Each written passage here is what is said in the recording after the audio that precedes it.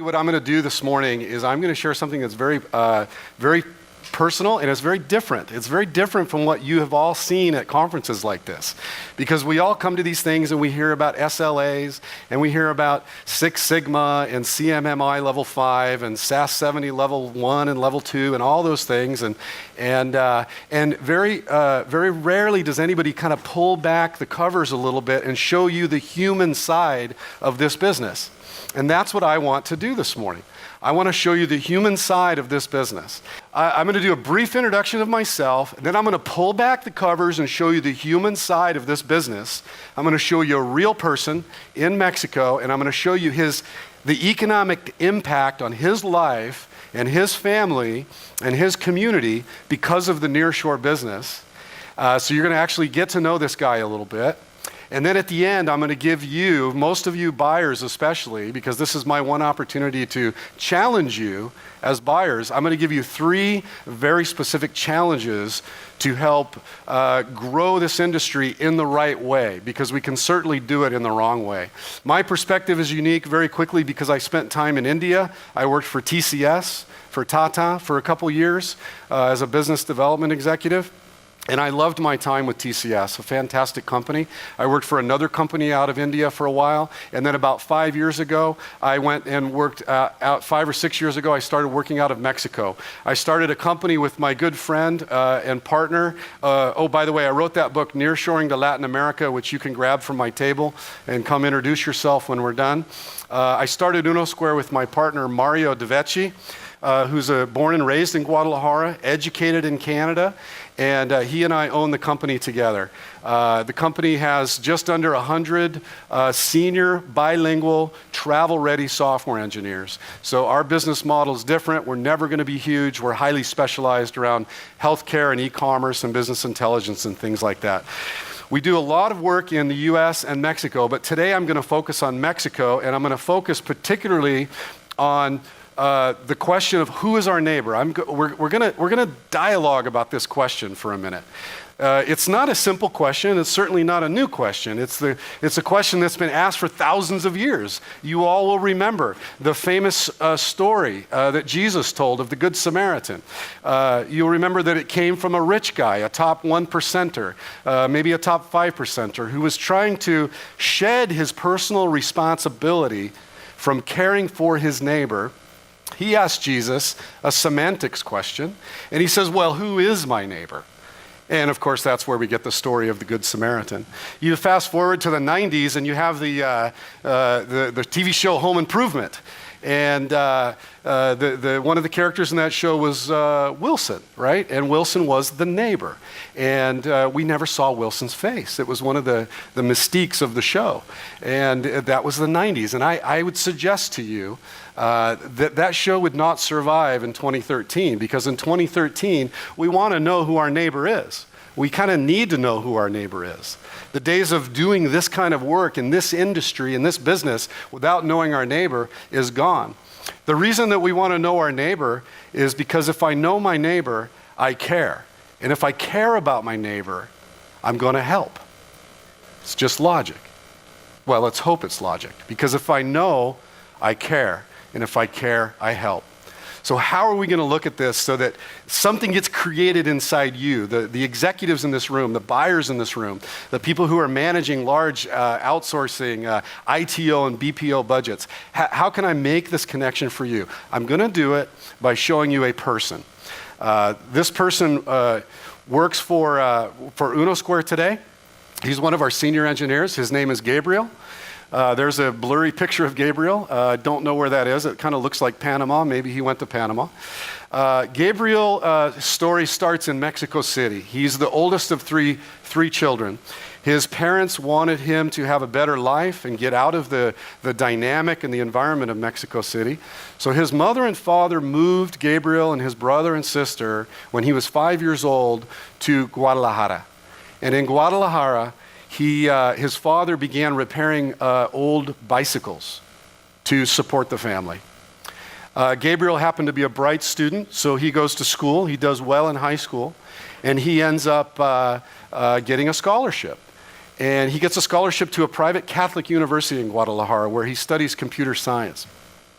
While he's going to university, he gets a job in the very beginning of this nearshore world that we're all talking about. He gets a job at Teleperformance. Great company, a huge presence obviously globally, and it's his first job. And while he's at Teleperformance, he's also in the university. And he's studying computer science. His hours are flexible, so he gets the job at Teleperformance, and while he's there, he learns English. He takes English classes. It's a tough job. It's an entry-level job. Your bathroom breaks at Teleperformance, at least in the operation in Guadalajara, are scheduled for you. It takes a long time to kind of move up through the managerial food chain at a company like that. But what you do get is you get better pay. You get much better pay than the minimum wage. You get much better pay than even the living wage, which is called canasta básica, or the basic basket. It's what the government in Mexico says that a small family needs to just kind of survive. So he's doing a little bit better. He's learning English. He's going to school. He graduates from university, and he goes to another very well-regarded company. I've already mentioned them. He goes to work as a junior developer at TCS, at Tata in Mexico. And he makes even more money. And he's starting to do a little bit better for himself. He spends a few years at Tata as a Java engineer, and he becomes qualified to work at my company, at Unosquare, because he's now senior, he has his passport, and he knows his stuff. He comes to work at Unosquare, where he's at still today, and his position is senior Java engineer.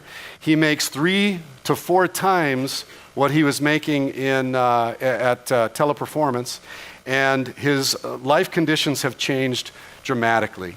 He now makes enough money to travel to places like Panama or the US, to pay taxes as a tourist. He gave his old car to his sister, who's his younger sister, who's following up behind him and trying to make a go of it. He contributes money to his mother and father, and there's really a total of between 7 and 9 people in his close family that are now kind of burgeoned and kind of billowed up economically in the community and in their lives, even from a social status standpoint, because of this one guy, because of Gabriel, who has this opportunity and has extended this opportunity to his family because of nearshoring. So when I talk about the social responsibility of nearshoring, it definitely includes environmental sustainability and things like that, but I'm talking about the human side of it, the ethical side of it.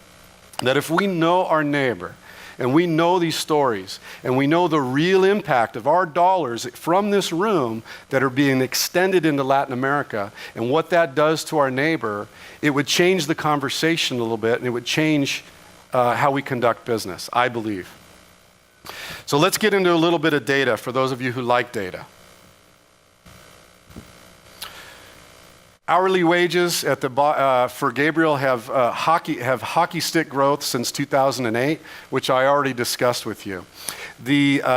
The reason that we're thriving in this business, as many of you in this room are, is because when the unemployment rate in this country was 8 to 10%, the unemployment rate for senior Java engineers was around 2%. Unemployment has come down, so the estimate is that the unemployment rate for good Java engineers is probably around 1%. You all know they're not sitting at home looking for jobs. So a lot of this work comes to guys like Gabriel, and he's benefiting from really a regional, an America's situation that's heavily impacted by what Joe Noguera said this morning around the lack of engineering education in this country and the commitment. So what about the average wages in the country? Mexico has a minimum wage of $5 roughly, or 65 pesos. That's the federal minimum wage. That's not per hour, that's per day. So the federal minimum wage in Mexico is roughly a little bit more than the cost of my latte this morning, right next door to where we live. The canasta básica, or the basic basket, or the living wage in Mexico is around $400 a month for a small family. When that person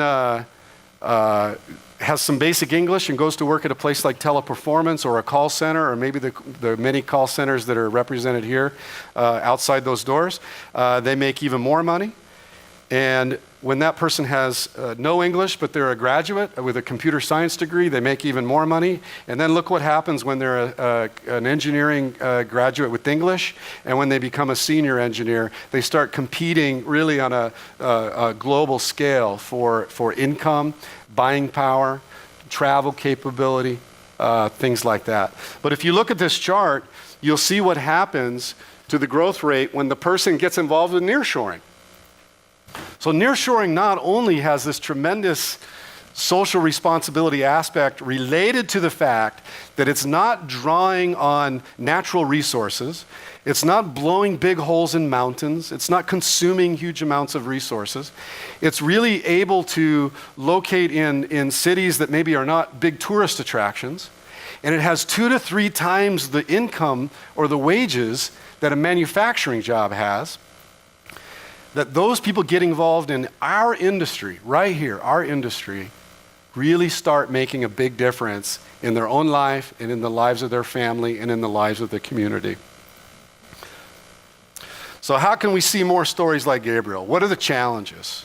And I'm almost done, but I want to hit you with really 3 problems and then 3 ways to address the problem. Most of you are aware of this. And I'm only going to speak for Mexico right now because I can't speak with any credibility from the other countries. But in Mexico, one of the main problem is poor tax collection and very unethical compensation models, especially with the smaller companies, not so much the bigger companies. Mexico, right now, according to the OCDE, the 34 nations in the OCDE, Mexico has the lowest tax collection of all 34 countries and the highest income inequality. That's improving, by the way. The last few years, Mexico has done a lot of work improving this. I think 5 or 6 years ago, there were 1,000 NGOs in Mexico, and now there's closer to 5,000. So things are really changing in that country. Number 2 is a lack of investment around innovation, which is something that can be addressed here in this room. And then number 3 is really a lack of philanthropy and corporate social responsibility. The giving rate in Mexico right now is 0.04% of GDP, whereas in the United States, it's 1.7% of GDP. Like I said, we're still the kings. The US, we have huge hearts and we give. How can you help? 3 things. Number 1 is help enforce tax paying. Next to the sport of soccer in Mexico, I would say the sport of tax evasion is number 2. It's amazing the kind of games that companies can play in Mexico. The most common game is calling your employees associates or partners when they really have no share in the company. They don't assume the liability, they don't enjoy the reward of ownership, but they're classified as owners so that these companies don't have to pay taxes. Investing in local innovation centers, I already touched on, and look for companies with a solid CSR program. Softtek has 3 points in their CSR program. It's another Nearshore Executive Alliance company. There's about 20, 25 companies here, part of the NEA. So we all know each other and we all study each other's things that we do right and the things we need to improve. And Softtek does a lot right, and one of them is around their CSR program. They're number 1 committed to the individual and the quality of life of the individual. Number 2, they're committed to the community that the individual lives in and the community where Softtek has a footprint. And number 3, they're committed to environmental sustainability. So all their CSR is driven out of those 3 primary goals. So try asking for payroll reporting, Infonavit tax deposits for your workers. Infonavit in Mexico is a federal tax that contributes to the ability for an employee to purchase a home. And when smaller companies are playing all these games with classifications and taxes, they're directly inhibiting an employee's ability to buy a home. Do we really want to do that? I don't think so. And you can dig deep, you buyers, you executives, you program managers, you can dig deep and directly impact that. Your work, your focus, the transparency that you demand from your service provider can directly impact a family's ability to own a home. I like that. I hope you like that. Number 2, how much and how long are they giving back to the community?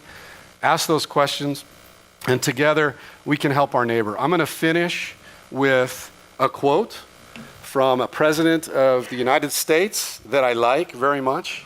And here's the quote. "We have come to the clear realization of the fact that true individual freedom and success cannot exist without economic security and independence. Necessitous men are not free men. People who are hungry and out of jobs are stuff of which dictatorships are made from." And that was Franklin Delano Roosevelt in his State of the Union address in 1944. Necessitous men are not free men. I love that phrase.